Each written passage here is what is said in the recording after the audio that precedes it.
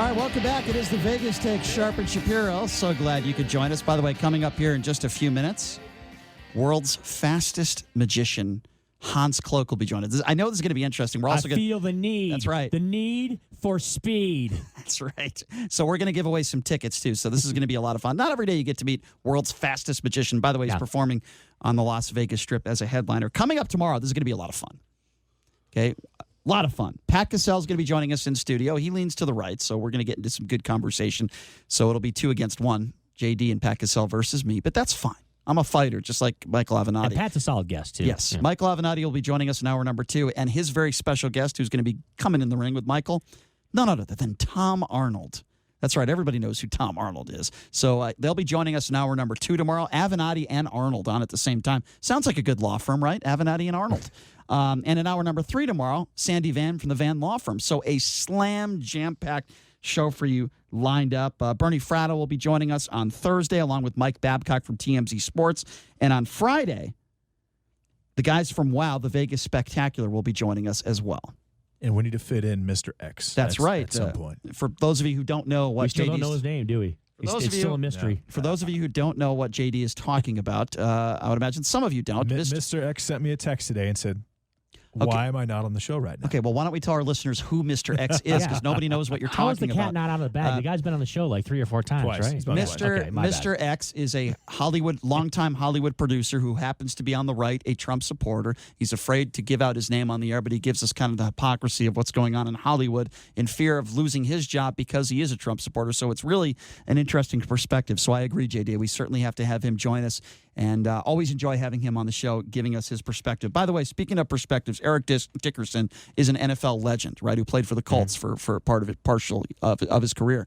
And we all know why we're bringing this up, because Andrew Luck retired a few days ago. We talked about Doug Gottlieb's idiotic comments, calling him a millennial, basically saying he's not tough. I'm paraphrasing. So Eric Dickerson has been speaking out about Andrew Luck and about the fans. They said that Eric Dickerson said that he's calling some of these Colts fans racist who taunted him. He said with a black doll, with watermelon and chicken. So apparently, Colts fans, some of them, I'm not saying all of them, but a portion of them have been doing some pretty ridiculous things for a long time. Listen, I'm sure, sadly, in every football stadium, you've had some racist clowns that have done some horrible things. But I got to tell you something, and he has the back of Andrew Luck, which I can appreciate. But when Andrew Luck a week and a half ago was, going into the tunnel after one of those preseason games and was booed by the fans, and that was the majority of the fans that were in that arena. Make no mistake about it. That was utterly disgusting. No. It wasn't the majority of the fans there. It was a lot of fans that were booing. Of fans. It wasn't the majority. It was an exhibition game, so there was only a handful of fans anyway there. But it was. Look, it was still bad, Brian. I'm not saying it was. I'm not making any excuses whatsoever. But it was by no means the majority of the fans that were there. Listen. He made some comments, Andrew Luck, saying, admitting that it hurt. He said it hurt. He heard it, and he was pretty much crying when he said that, so it definitely hurt. The thing about Andrew Luck, the issue is that he didn't retire 3 or 4 months ago. Exactly. He didn't You're retire. Right. He didn't retire in February. He didn't retire in March before the NFL draft. Mm-hmm. He didn't retire in the offseason so they could sign a free agent. They're more or less stuck with Jacoby Brissett and Chad Kelly right now. And I think they may sign Colin Kaepernick. Besides that, I don't have a huge issue with what happened with him. He would have given the money back if they asked for it. I don't think it was about money. I don't think he really needed money.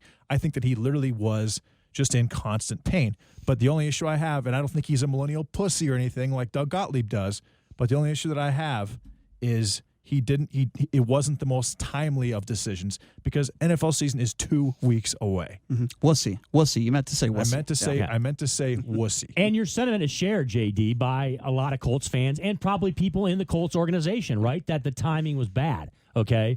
But a lot of the discussion, the debate here in the last 48 hours has been, about the reaction, right? It's been about how the media has reacted, how former players have reacted, how people outside of the Colts organization have reacted. So that's really been the debate. I don't think there's any question that most of us, would say, hey, it's his decision, it's his life, it's his family that he has to answer to, and that he has to make the decision based on what he thinks is best for him. Look, nobody knows. all that matters.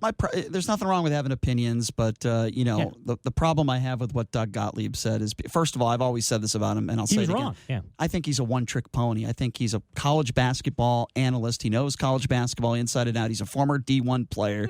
He's very good when it comes to basketball, but I find it interesting that he wants to get inside the head of a guy that's been in the NFL for 7 years, that was an unbelievable college player. He's extremely intelligent, and I find it very bizarre. It's just weird that he attacked millennials at the same time. He kind of stupid. Yeah. He integrated politics into it, and there's nothing wrong with being a one-trick pony, so to speak, or being a specialist in one thing. Not if you talk about everything else. I mean, every single professional athlete is a specialist in one thing, except Bo Jackson, Deion Sanders, etc.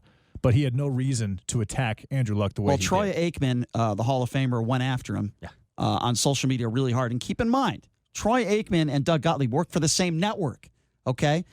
I agree with what Troy Aikman said. Who is Doug Golttlieb to know what's inside, this guy's motivation? I mean, what? If Doug Golttlieb took one hit from an NFL player, he would never play again. He'd be done. He'd never be on the radio again. He's 5'10", 150 pounds. Andrew Luck is 6'4", 240. And that's what Troy Aikman is saying is you have no idea what goes into this when you're hit every single day, when you play games 16 times a year by guys that are literally the absolute best athletes in the world. College basketball is a physical game. You have to be in great shape. But make no mistake about it. Make no mistake about it. Being a D1 average point guard at the college level and being an NFL quarterback are two completely different things. As far as Doug Golttlieb, why didn't Doug Golttlieb become an NBA player? Was he just not good enough, or maybe he wasn't tough enough? I mean, that's how dumb. Let's put it this way: I'm 6'3", 225 pounds, and I'm small for an NFL linebacker. And if I hit Doug Golttlieb, he wouldn't get up. The average NFL linebacker is probably 6'3.5", 240, 250, which by the BMI standards is morbidly obese, but it's all muscle. And they're running 4.5, 4.6 40s. I mean, he just does not know what he's talking about. Hold on a second. You're morbidly obese? According to BMI. So you and Donald Trump have something in common. Absolutely, of course. Yeah. Although your hair is not orange, though. You're not an orange man like the Donald. But it is nice to have it. It is. All right, so coming up next, as I mentioned, we're up against a break here. It is nice. Trust me, I can't speak there. I don't have much hair on the top of my head, orange or whatever. There's nothing there. But so coming up next, world's fastest magician. He is a headliner on the Las Vegas Strip, and his name is Hans Cloak, not to be confused with Hans Gruber from Die Hard, although I love that movie. It's one of my favorite movies. Hans is going to come in. He's going to do a few tricks for us, and I will be doing the play-by-play of it because it's hard to do magic on the radio. But we're going to try, and we're also going to give away a pair of tickets. I've seen him before in action. His show is unbelievable. One of the best magicians I've ever seen in my life. I put him right up there with a guy by the name of Lance Burton, who used to do his show for many, many years on the Las Vegas Strip. So we're going to take a quick break. We'll be back after this, and world's fastest magician, Hans Cloak, will be joining us in studio. You're listening to The Vegas Take on the all-new 101.5 FM, 720 AM, KDON.